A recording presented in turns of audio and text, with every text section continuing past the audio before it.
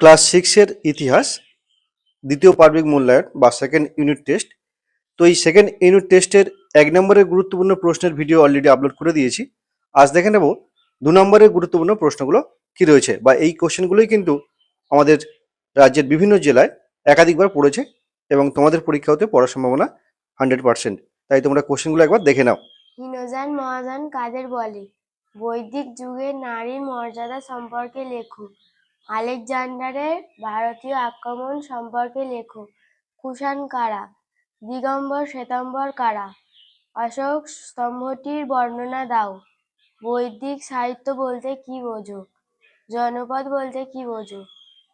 ত্রিরত্ন কি? অশোকের ধর্ম সম্পর্কে লেখো। মগধের উন্নতির 2টি কারণ লেখো।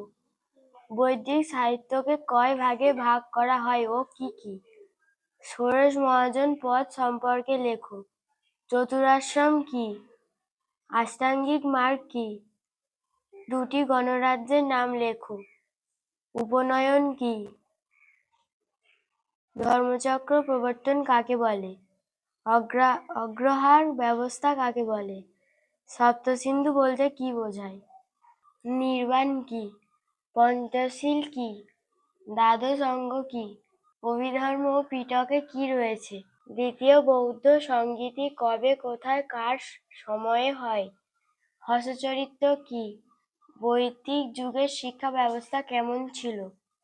বলিবৃক্ষ কাকে বলে? ত্রিপিটক কি কি? সভা সমিতি কি? মূলত এই প্রশ্নগুলো 2 নম্বরের প্রশ্ন। এই প্রশ্নগুলো করে গেলে ম্যাক্সিমাম কোশ্চেন কিন্তু তোমরা কমন পেয়ে যাবে, বা এখান থেকেই কিন্তু কোশ্চেন তোমাদের পরীক্ষায় আসবে।